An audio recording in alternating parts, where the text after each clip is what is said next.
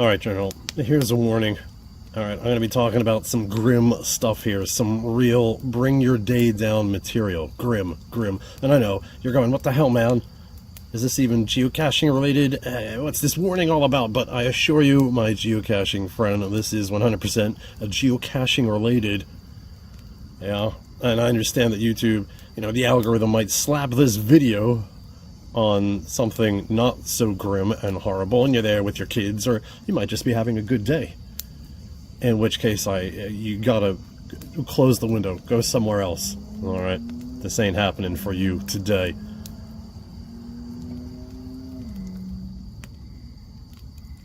Okay, moving on. This is the description for GC9P6WC. He has a name. On February 25th, 1957, the naked and bruised, malnourished body of Michael Augustus Zarelli was found discarded in a bassinet box amongst roadside trash.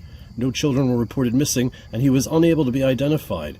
This nameless child became known as the boy in the box.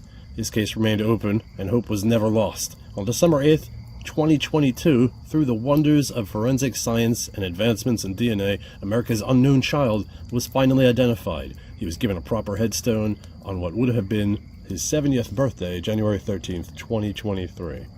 That's the cache description. It's a virtual, count this, that, or the other thing. It's in the same cemetery as Smokin' Joe Frazier, which I was sort of interested in, but now I'm just going to blot out that whole Ivy Hill Cemetery. It's got to go out of my mind for a little bit. I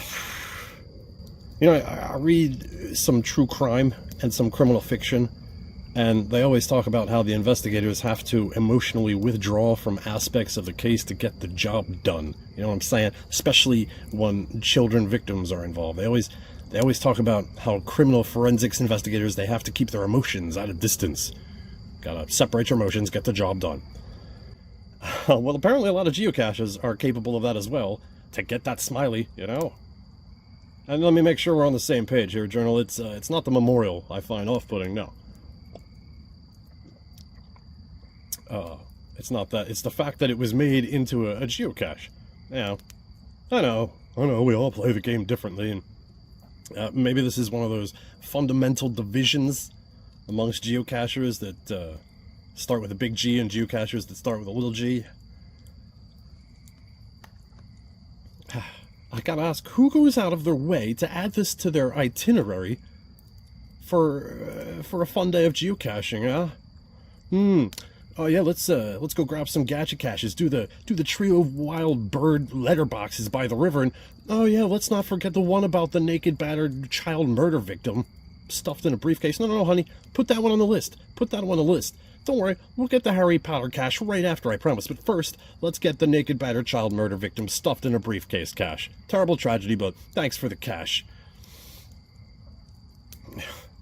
One thing that really takes the cake on that cache page are the people that copy-paste a big preamble, the big wall of text so they can get the achievement on, Project GC. It describes their lovely day.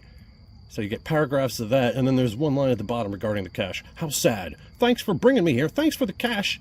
Maybe I'm being too sensitive, but I find the juxtaposition of seeing LOL on the logs on the same page as the naked battered child murder victim cache. Just, did you have fun going to that cache? Were you really LOLing out there? I doubt it. Christ, the case is called The Boy in the Box, and now we're associating it with the hobby of rooting through Tupperware and ammo cans. It just seems...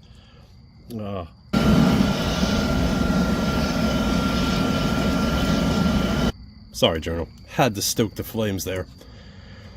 I'm sure you're going to accuse me of trying to bury my head in the sand, so to speak. I like to maintain a sunshine and lollipops attitude with geocaching, and it's my fault for charging geocaching with such a monumental task of helping me temporarily ignore some of the horrors, some of the realities, the vile and sadistic traits that some humans seem to possess.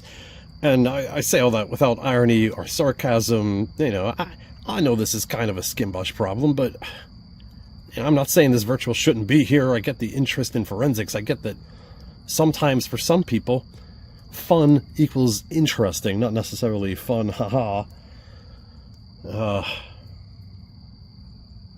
it is kind of interesting. I just feel like I can learn about the forensic stuff without the naked, battered child murder victim. And I understand that a spooky portion of geocachers, they love visiting the old cemeteries and the history that can be associated with them. I get the captivating emotion behind finally identifying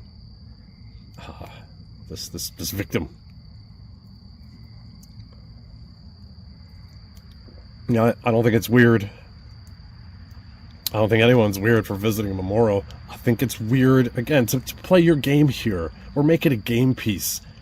You know, it doesn't matter how respectful your approach is. Oh, stuffed in a bassinet box amongst the roadside trash. You know, that's on your cache page. Did you get the smiley? Yay! Smiley on the naked, battered child murder victim cache. Huzzah! And speaking of respectful approach, someone just showed me a video where Wholesome finds a cache on a 9/11 memorial. Not at a 9/11 memorial. On it. Yes. Yes, terrible tragedy. Well, thank you for the cache. Ka-ching! Tricky little bugger! I don't know. In my mind, I'm confused. How did that get by a reviewer? Did somebody get permission? Hey, yeah, sure, slap that shit on there. You know, it's a relic of our national tragedy, but at least the boy in the box was a virtual. But someone slapped some shitty cache on a beam from the World Trade Center. Woo! Game on! Favorite point, never forget. Let's go get that Harry Potter cache. Let's slap a key holder on the gates of Auschwitz. First to find. Yay! Great day! Does anyone else... I should probably not get emotional and yelling out here. Does anyone else, though? I mean, do you think maybe some of these aren't the best application of the game? I'm not telling you how to play. I'm just telling you how I feel. So, I'm sorry, I hear you. Where are the jokes, Skimbosh? Where are they? Where are the laughs? I got nothing for you. General, I can't help myself. I'd like to end on a slightly more humorous note. So I will regale you with the anecdote that is the cat shit story. Your children shouldn't be in here anyway, right? So my cat shit in my wife's office because she was trapped in there. My cat, not my wife. And I got the cat shit in a brown paper bag, and I'm running it downstairs outside, and my kid's getting off the bus from school, and I was just being playful and threw it like a bomb, and I'm like, cat shit, and I lobbed it over at him, but he just got off the bus, and his dad, who is prone to, who is prone to just throw things randomly at his son, this boy gets off the bus and just hears his dad going, catch it. So, and he catches it. I'm like, oh, no, it's cat shit. Don't catch it. And he's very confused. He's like, what? I'm like, no, catch it. Catch it. It's cat shit. So, that led to quite a bit of laughter. Quite the comedy of errors. What a hilarious story, Skimbosh. Is what you're probably saying out loud. I have to go protect my burgers. They seem to be on fire.